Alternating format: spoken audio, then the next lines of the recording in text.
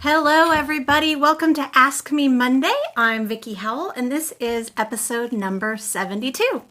It, as always, is awesome to start my week off with you, and what we usually do here for those of you that are new watching either live or later on Facebook or maybe on YouTube is we usually tell each other where we're watching from and what we're working on over the weekend. Remember, this series, Ask Me Monday, is supposed to be all about nurturing creativity. So please comment in the comment section and use those comments as your boards. Talk to each other, introduce each other, share your projects. That is why we are here.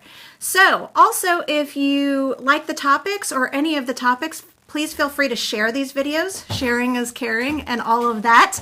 And you can always watch the previous 71 of these on my Facebook page. Just click on videos and there's an Ask Me Monday playlist. So I actually did not really do much making over the weekend because I have been on Mailtown USA tour. So for those of you that are with me all the time, you know that I'm in the middle of producing a television show. I use the quotes because we're actually putting it up for live streaming so anybody all over the world can watch and binge watch. And that is going to be going live in October, on October 5th. But in the meantime, how we funded the show is we had this Kickstarter initiative campaign, and loads of people, jumped on in and supported, and so now we have to send out all of the rewards. And so I've been stuffing envelopes. I think I stuffed like 400 or 500 envelopes, and we're slowly mailing them out. So that's what we've been working on. We're mailing out tote bags, which you see back here, and I'm going to get those up for purchase on the Knit Show website soon too. Enamel pins, which you can see right here. Sort of. It's backwards because I have the camera flipped. Those are available now for anybody that wants one on thenitshow.com. So I've been mostly working on that, but also I just got back from TNNA. So TNNA, for those of you who may be unfamiliar with it, is our industry market. So any, yarn, like if you go to your local yarn store, any of the yarns or the tools or the bags and that kind of thing that you see, it's likely that your local yarn store owner went to TNNA to find them, to see them.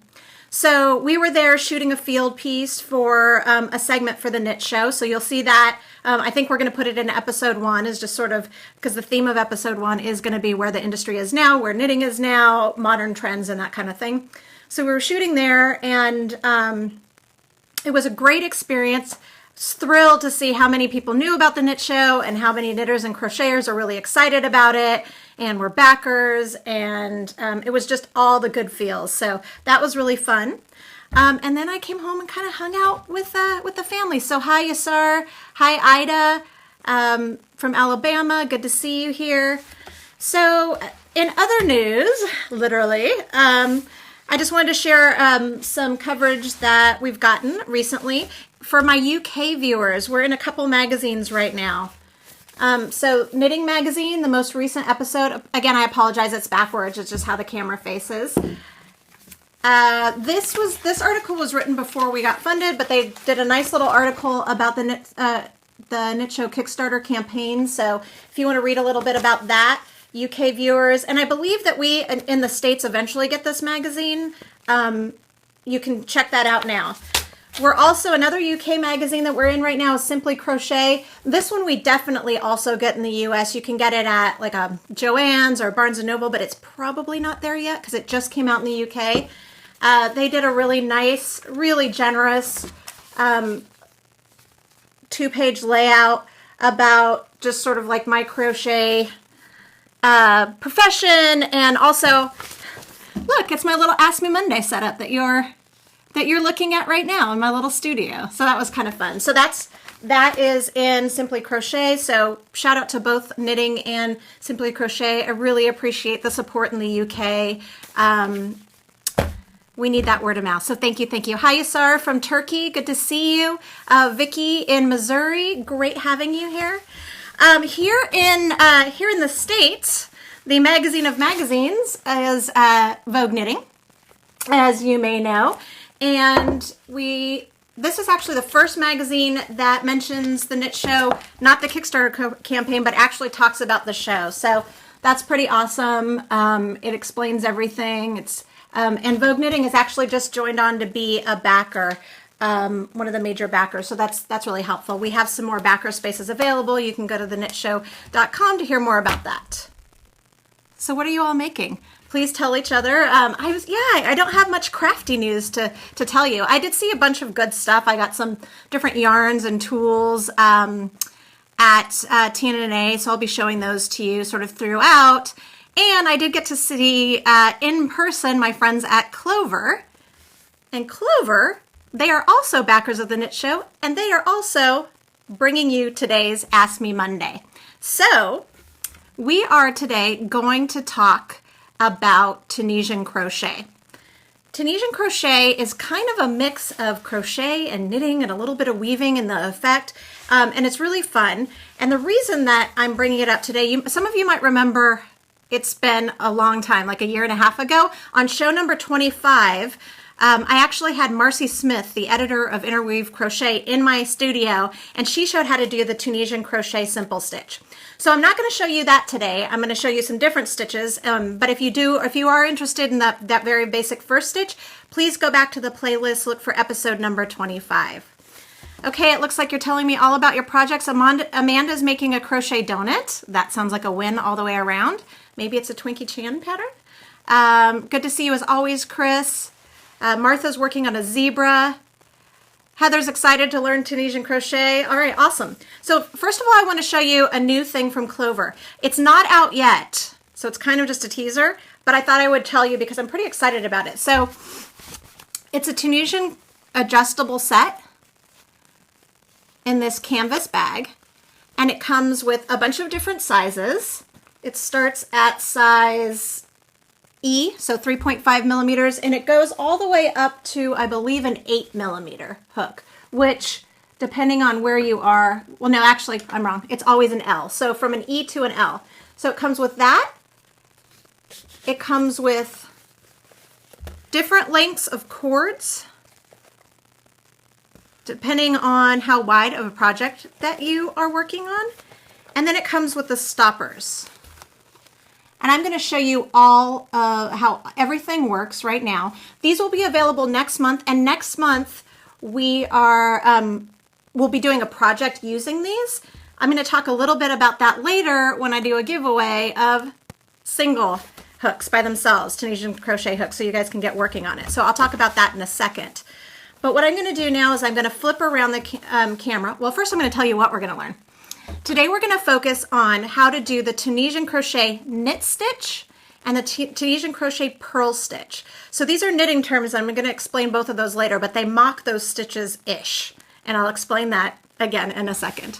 Okay, I'm going to do the flip around camera, so this is where you all just kind of talk amongst yourself because it's never a pretty process, and then we'll go from there. And I saw a question just come up about how much and where. I don't have a price point on it. I'll get that for you, and I'll put it in the show notes in the comments section. The where is in your local knitting and craft store. Okay, so first we're going to talk knit stitch, Tunisian knit stitch. So this is, for those of you that are crocheters out there and not knitters, I wanted to give you a little context. So the knit stitch when you're knitting looks like this. Probably in every sweater you've ever known, you've seen the knit stitch. And if you can tell, each individual stitch looks like a little loop. In knitting, all we're doing is creating loops over loops over loops over loops. Let me give you a little illustration. And the reason why this is important is this is going to show us where we put our hook later. So a knit stitch looks vaguely like this. And then they kind of come up and around. Oh my goodness, I should have practiced this first. The drawing is not necessarily my forte. And they overlap like that. So I'm going to show you how to create that with a crochet, with a Tunisian crochet hook. But the first thing that we need to do for both this stitch and the purl stitch is we need to do a foundation setup, a foundation row. So I'm going to get you started with that. So we'll need some yarn of any weight. And this adjustable set can accommodate from lace weight up to kind of a light bulky, a light chunky. I'm going to grab a hook, Let me just try this one. And a stopper. And I'll grab one of my cords. And because I'm just doing a swatch, let's see what I've got here. I think this is a, let's see what I got. Oh, I'm just going to take the shortest one since I'm just doing a swatch. The length, the only reason that you would choose the longer ones is if you were doing a wider piece. So I'm going to move that, set that off over there. All right, to assemble our hook action, you'll see that there is a little area to screw the piece in, and you don't need any extra tools or anything. You don't need a key or anything. They lock really securely. They rarely come undone. And then you can put a stopper at the other end. Now, because I'm just working on a swatch, I don't actually need this stopper, but the purpose of the stopper is when you're working on fabric that goes all the way along, you don't want it to fall off this other end, and then you'd lose your stitches. Okay, so the first thing that you need to do is you create a chain for as long as you want the piece to be wide, give or take. Obviously, there's a whole thing about gauge that we can get into another time, but for the purposes of us just practicing these stitches, we're going to go that route. So this is just regular crochet at this point. And I'm actually going to take off my stopper now because it's going to make a lot of noise on the mic, but we've seen why we use it, so we're all good. So just give me a second to undo that. Okay, so we're going to chain as long as we want. And we know, if we're crocheters, we know that when we're chaining, it helps to kind of pinch at the stitches closest to our hook to make it taut.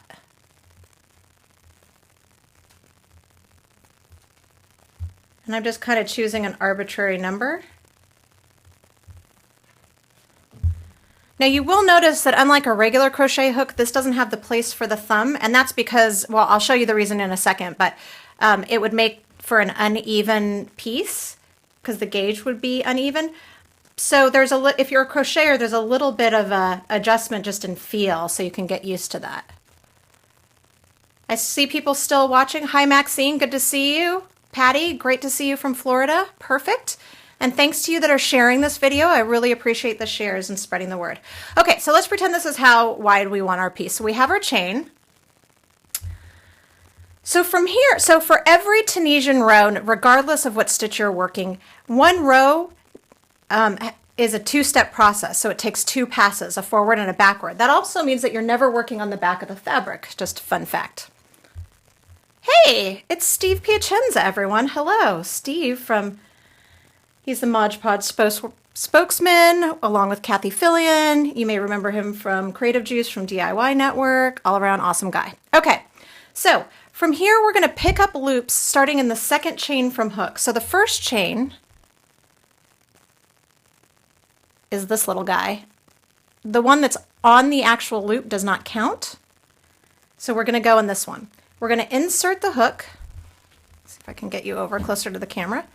Yarn over and pull a loop through. Now you'll have two loops on. So the first loop counts as your first stitch. The second loop is the second stitch. You're going to leave it there. Right now what we're doing is we're loading our needle. So you're going to do this all the way across. So you're going to insert in each individual chain and pull up.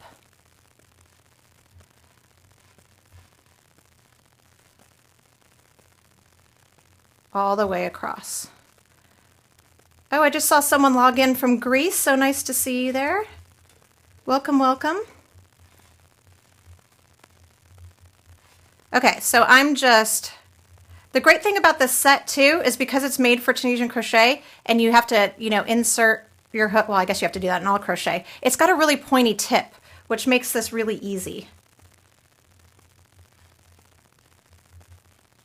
So I'm going to go all the way across. I probably could have made this shorter so you didn't have to watch me do this forever, but it is what it is. Live video and all of that.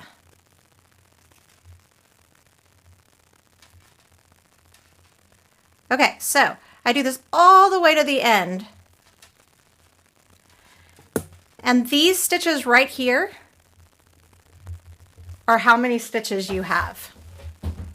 Like this is this total number. So I highly recommend, especially when you're first learning to, well, obviously if you're following a pattern, you're going to know exactly how many stitches. But if you're just working in a swatch like I am, at the end of each second pass, it helps, or the first pass rather, it helps to count the stitches to make sure that you're staying on your, on the right path. Okay, so this is step 1 of the first row of the foundation row. Well, technically step 2 because we chained, but you know what I'm saying. Okay, so now to go back, we're going to yarn over and we're going to pull just through that first loop only. Now, for those of you that are crocheters, this is just like if we were working in single crochet. This is to create that height. So think of it as a chain 1 for that next row.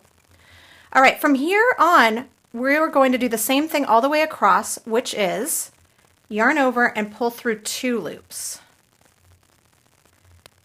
And we're going to continue that all the way across. So yarn over, pull through 2, whoops, fell off. Okay, so if it falls off like that and you're like, shoot, what did I do? Do I have any on there? You can just look here and you want to make sure that there are 2 loops, 2 stitches kind of hanging out on this working yarn. If you're there, you know that you've already worked them, so you can move on. So yarn over, pull through.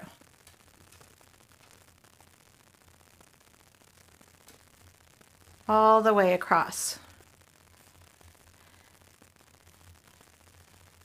And this is how you would set up for many stitches, including the simple stitch. This is just the setup only. So this will apply to both swatches I'm teaching today.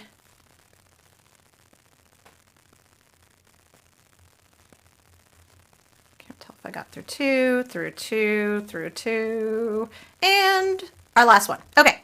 So that is your setup. That is your foundation. From here, we're going to start the knit stitch. So I'm going to bring in a piece that I've already worked many rows on because I want to be able to show you what this fabric looks like that we're working on. Oh, I just realized that I don't have this set up properly. So you get to watch the second pass. Actually, you know what? I'll bring this one back in. All right, so what we're going to do is we are going to now go through the knit stitch. Now this right here is why I took the time to show you what our knit swatch looked like earlier. Actually, I showed you this one, but you get the idea. Because I was showing the shape of the stitch because we are going to work in that same shape. Can you see right here? Even in the setup, can you see that it mocks the same look of the loop that's a knit stitch? That, my friends, is what we're going to be working through. So we are going to insert our hook through that stitch and also under kind of the little strand that was created by our second pass, yarn over and pull that loop up. And you can see that loop is going to be the same shape as a knit stitch. And you're going to do that all the way across. Oh, hi, Jennifer. Oh, you just inherited Tunisian hooks. Oh, that's fun. That's really great. I love when tradition is passed along like that. So you're going to do that all the way through. So you'll see there's 2 legs of the stitch. We're just going right through the center from front to back, and we're going under this second pass. And you're going to do that all the way across. And again, because we know that we have 2 steps or 2 passes for every row, we know that this is just our loading portion of the row. And I've seen it written a couple different ways in patterns. Sometimes it'll say first half of row whatever, second half of row whatever. And I've also seen it written, you know, row 1 and then there's a line and then it's row 1 and then the second line. I've also seen it written as row 1 or whatever row, front pass or forward pass and backwards pass. So it just depends, but it's all the same ends to the means. Oh, Fran says she's made 2 blankets with Tunisian crochet. Please post pictures. I would love to see that. Okay, so we're going to do this all the way to the end. The end, just like with crochet, is always kind of up for interpretation. I just jab my hook wherever I can find it, to be honest with you, and pull it through. Okay, so now we're fully loaded. So that gets us to the piece that I had loaded already over here. And you can also see how much it really does look like a knit piece. Very similar, except it actually looks a little bit more like double knitting. So those of you that are are knitters, we'll talk about that in a second. You'll also know that much like with stockinette stitch, which is what's created to give this look, it curls a lot. And there are ways to prevent that a little bit, but let me talk you through this first. All right, to go back, again, we need our chain 1 to create the height. So we just go through that first loop. And now from here, just like with our foundation or our setup, we're going to go through 2 loops. And we're going to do that all the way across. So with Tunisian crochet, and really with crochet in general, but with Tunisian crochet especially, because you're working each row in 2 passes, there's a lot of manipulation of fabric and there's a lot of extra fabric. So because of that, usually you're going to want to go up at least a hook size, but sometimes many hook sizes.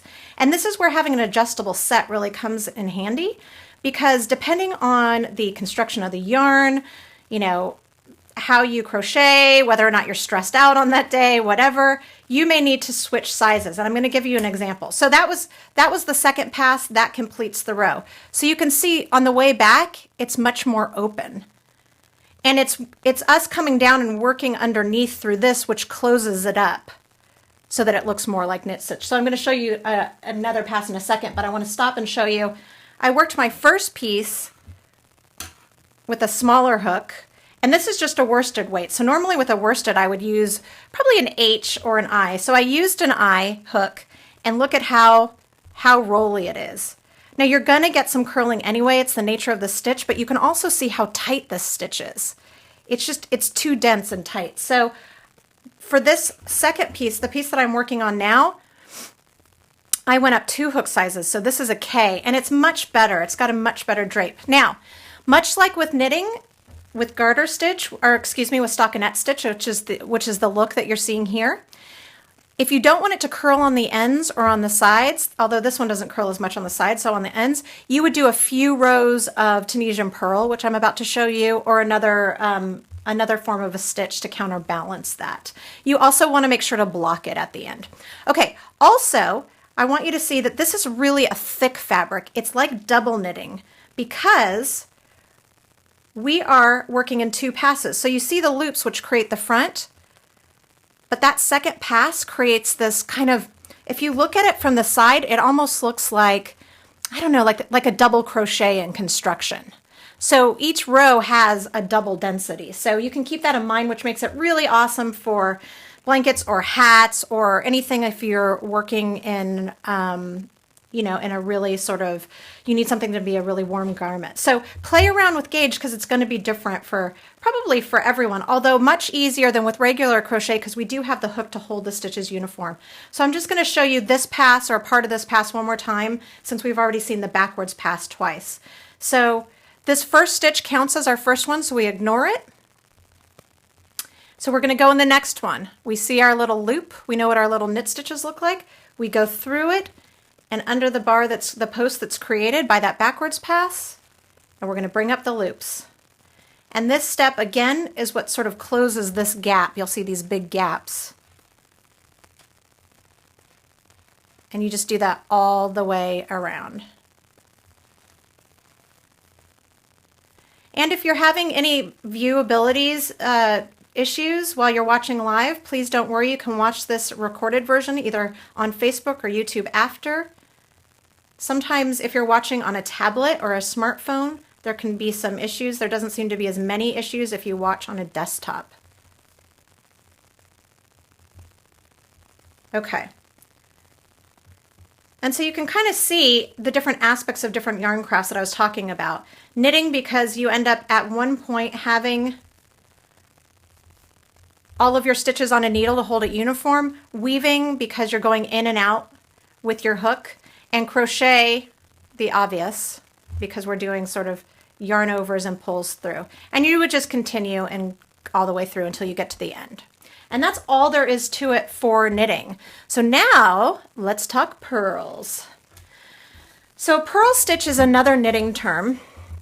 And what it is it's the reverse of a knit stitch. So on the front side, a knit stitch, well, this is what the front of a stitch looks like, but the back of a stitch is the bump. And you can create the bump by doing what's called a purl. And I'm going to show you this. And this is also the stitch that you could do a few rows of before you start your knit stitch so that it doesn't curl. Okay, so I have a piece that I've already started working up, and this is a little bit bulkier of yarn, so I've switched out hooks. Again, these all come in the set, so I could play around with all of this. And I decided for this one, it's a chain construction, so it will bloom a lot. So I wanted to use the biggest hook that I had. So for this is a L 8mm. So you can see this purl stitch lies almost completely flat. It's really lovely. And it's not as dense of a fabric as the knit stitches because we're not working in the back in the same way, and I'll show you what that means. So this one is a little bit more persnickety, or there's a little bit more of a learning curve to it than the knit stitch. I will say though, if you are a continental knitter, you have a one-up. You have a little bit of a step ahead because it'll feel a little intuitive. So again, just like with our knit stitch, we want to work in that loop that looks like a knit stitch, but we're going to work, instead of having the yarn in the back, we want to have it in the front of the work. So we are going to insert our hook and try to, keep that strand out of your way. You're probably gonna have to pinch it or use your thumb. And you want to insert it through the front loop. And this time we're not going under the whole post, which is why there's not that dense of a fabric. We're just going through the front loop. And now you can see, this is what we want. What we want is that little turtleneck on the, if this is our guy, if this is our guy's head, this is a turtleneck. Don't ask me about that analogy. I know that didn't make much sense. But since we know that's our end game, we can keep that in mind. So now what we want to do is we want to yarn over. So we wrap the yarn sort of away from us and around the hook, and we turn it, and we just bring it through that first loop. And that is how a purl is created. Okay, so then we go to the next one. We're going to make sure that our yarn is in front. We're going to insert just in the loop, not under the whole post. We're going to yarn over. We know that we're on the right track because we see that our yarn is in front of our stitch. Pull through the loop. There's our bump. I'm going to do more of these just because it's a little bit of a learning curve. Can you all see what I'm doing? So sometimes I'll take my middle finger just to hold it down, yarn over, pull through just that first loop. Okay, I'm going to continue doing this and watch for questions sort of while I'm doing this. Whoops, my yarn wasn't back, so I can't bring it. I need to remember to bring it forward. It needs to be in front of the hook and in front of the fabric. Yarn over, pull through.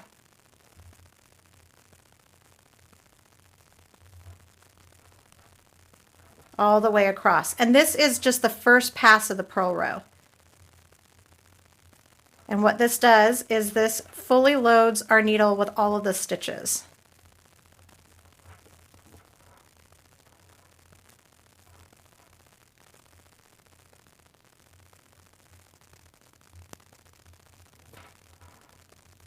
So as I'm doing this, I think that the easiest thing to do, so we're going in the loop, we're under that front post. If you just take your thumb and kind of press it against the little turtleneck part, it holds it in place while you yarn over.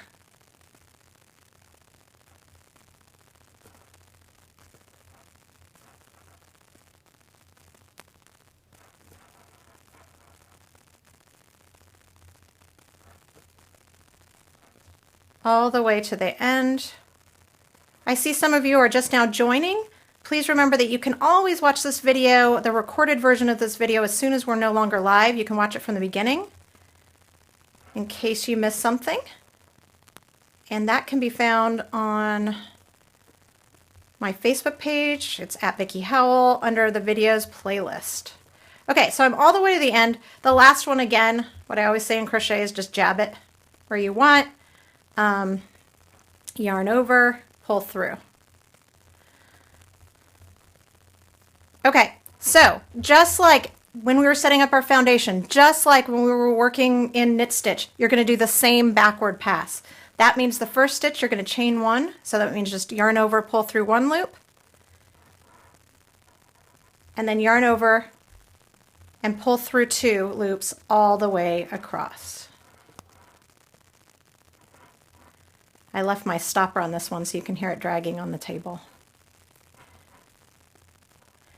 And I did see a question on the boards about how to keep tension. Part of it is just you need to practice. There's a little bit less control without the thumb grip of a crochet hook. I found that if you push it, instead of leaving your stitches all the way out, if you push them up so that you've got more of the hook to hold on to, that you have more control. But there isn't the tension issue that's there with crochet, because on the first pass you have the hook holding all the stitches, which keeps them uniform, and that's really important for gauge. And that's all there is to it. 2 passes for a purl. So if you want, in the show notes area in the comment section, I can give you just a basic number of chains to start and remind you what the forward pass and backwards pass is. But really you can just watch this video and crochet along with your Tunisian crochet hooks. And again, this is the set, the interchangeable set from Clover that comes out next month in craft stores. It's even got extra spaces so that you can fill it with more sizes as they come out. All right. That's it for the demo portion of our Ask Me Monday.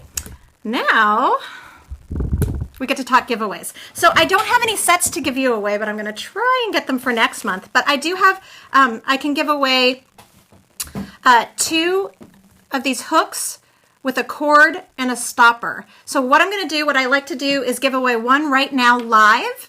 And then we'll give another one away to commoners over the next 4 days. So first, let's do live. And let me do some scrolling. That's not what I meant to do. There's a swipe left and a swipe right that's got the end. It's like a Tinder option. Okay. And our winner is Wendy Gregory. Wendy, if you will email your mailing address to submissions@VickiHowell.com, I spell my name VICKIEHOWELL, Clover will send you a hook, a Tunisian hook, a cord, and a stopper. So congratulations. Again, that's Wendy Gregory.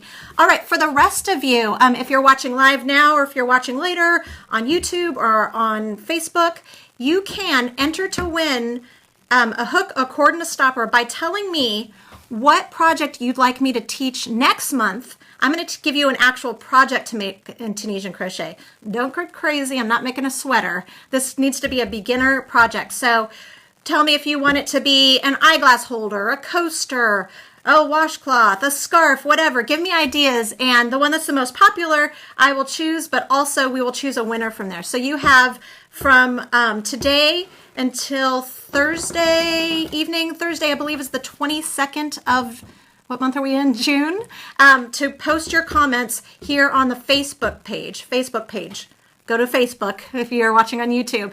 In the comment section, let me know what beginner project you think would be a great idea for me to design and post on the Clover blog and teach you live here next month on the Ask Me Monday that is sponsored by Clover USA.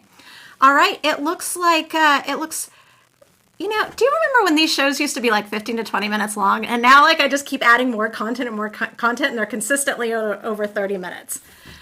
I really appreciate you taking this time with me. I know that sparing 30 minutes is not always easy in our day. As always, thank you for starting your week with me. If you're looking for something to listen to while you stitch, even though we're on hiatus, there are 40 episodes of the Craftish podcast available on SoundCloud, Stitcher, Apple Podcasts, I think that's what they call them now, iTunes, might be the same thing, or my website, vickyhowell.com. Really great inspirational men and women that I talk to that span the creative realm, not just knitting, crochet, sewing, all different types. So you can listen to those. I am off next week because we are headed to Seattle for another field piece shoot. We're going to be shooting a piece at Skacel, and we're going to be shooting a piece at Maker's Mercantile. So I will... We'll be seeing a lot of yarn and fabric and good stuff over there. So I won't be here next Monday, the next Monday, but I'll be back for a regularly scheduled time the Monday after that. So have a great week. Take some time to be creative, even if it's just a couple stitches or some quick doodling or take a photograph or something. Take that creative time for yourself. It's so important. And I will see you back here soon. All right. Bye, everyone.